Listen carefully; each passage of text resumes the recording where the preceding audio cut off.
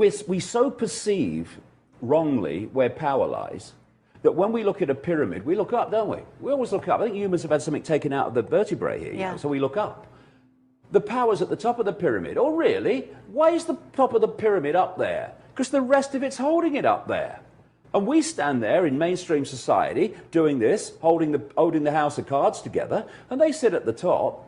And they are feeding off our efforts, they're feeding off our energy, they're feeding off our employment, they're feeding off our fear and all the rest of it.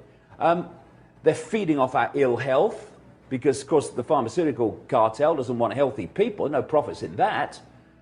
And we're standing there. And we are the ones with the power. And you know something? They know that. Yeah. They are terrified of us going, hold on a second. I'm holding you up there. Yes. Have enough of that. Boom.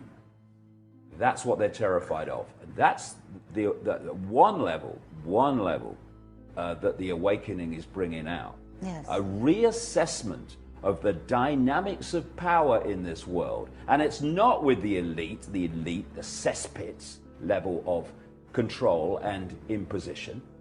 It is with the people they are targeting.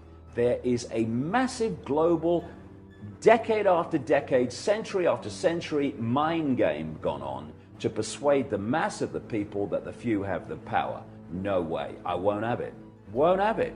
And when we don't have it, their way of life is over. And it's coming.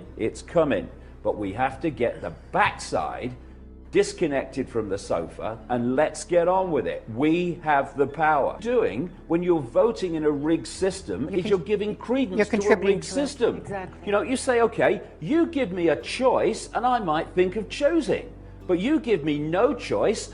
How can I choose between Mask 1 and Mask 2? Just because they're called a different name.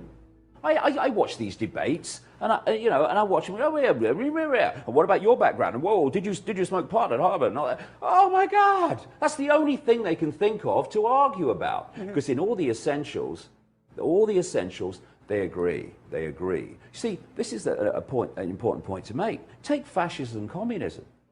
We're led to believe communism is over here, it's of the left, and fascism is over here, it's of the right. But they're just the same thing with a different name. It is centralization of power in the hands of the few, dictating through military and law enforcement imposition upon the many. I wonder if people in Nazi Germany were going, I'd much rather live under Stalin. Or people in Russia were saying, I'd much rather live under Hitler. No, of course they weren't, because they were just different, again, masks on the same face. And if they can sell to us that two things that are so the same are actually so far apart, right. Well, what problem have they got with Republicans and Democrats, or Labour and Conservative in England? Let's go a little bit back to the beginning. When did you start to realize this? What was your awakening many years ago? It's a long story, but I was a journalist with the BBC, frontline, what you would call anchor in America. And I was a national spokesman for the British Green Party, which was brilliant for me with hindsight, because it showed me that politics is an irrelevance when it comes to changing anything. Oh, got a cough now. I've been talking for ages this week. Yes, very passionate. Love it. Getting passionate there, my voice is going. I had an extraordinary paranormal experience. Well, many actually. And what happened? For a year, when I was a television presenter and working for the Green Party, when I was in a room alone, I felt like I wasn't. And I was new to all this. I wasn't into religion, and the idea that we're all a cosmic accident that science tries to sell us. I mean, please, you get letters after your name for that, you know. I don't know how, but you do. So you that didn't make didn't make sense to me either. But I was getting on with my life, and but this presence became more and more tangible as the year unfolded. 1989, and I had this experience where my son went into a newsagent shop. Little boy, he's a singer-songwriter now, 27, but he went in this news shop, and after a while I went in after him because I was talking to someone outside, and I said to him, "Come on, Jay, we're going to get some lunch in the town." And as I turned to go, this is March 1990, my feet wouldn't move. It's like, you know, they were pulled to the ground were like magnets. And of course, this is all new to me. I'm thinking, what the? And then this, not voice, but very strong thought form went through my head. Go and look at the books on the far side. So I walked forward to look at these books, and they're all romantic novels. But in there is this woman's face, and it was different. So I picked it up, and I turned it over. And it was a book by a psychic lady called Betty Shine. It was called Mind to Mind. And I thought, I wonder if this lady would be able to pick up what I'm feeling, this presence. So I went along to see her. Because I was well known, I got in quick, because I was on BBC most days of the week sometimes. And I didn't say anything about this presence. I just said, I've got arthritis, which I have, rheumatoid arthritis. And maybe your hands-on healing, which she did, would help. But my real reason, that was the kind of, maybe it will, but my real reason was, will she pick it up? And I went a couple of times, and we had a chat about other dimensions, all made total sense to me. Anyway, on the third occasion, I'm lying on this like medical type bench, and she's doing this near my knee, just off from my knee. And I felt like a spider's web on my face. And this took me aback, because I read in her book, she said, well, when other dimensions or other consciousness is trying to lock into you, sometimes you feel like a spider's web on your face, right? So that hit me immediately. Go, this was in her book. I never said a word to her. And about 15 seconds later, 10, 15 seconds later, after I got this spider's web, she went, oh my God, she said, I'm going to have to close my eyes for this one. This is powerful.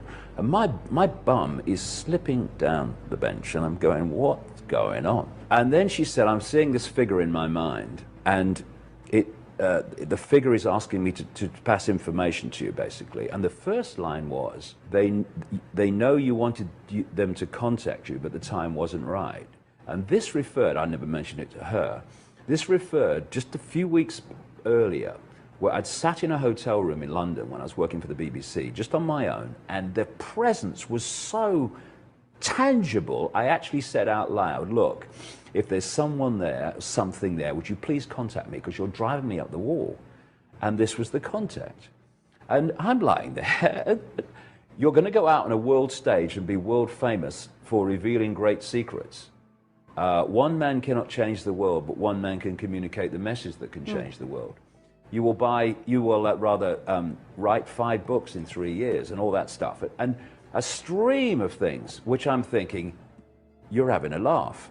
They're all happening or have happened. And this is the force I talked about earlier, where this synchronicity of information and experience has handed me these puzzle pieces to put together the picture. And there's a long way to go yet, but in 20 years, my goodness, have we come a long way in understanding the world as it really is, as opposed to the one we're told to believe it is. Absolutely. This is your latest book, Human Race, Get Off Your Knees. The cover is absolutely amazing, the artist. Well, I got that picture, and I've got a friend, I've got the picture in my mind, and I've got a friend, Neil Haig, who's a great artist in England. He illustrates my books, and we have this kind of telepathic connection, because I explained to him what I want.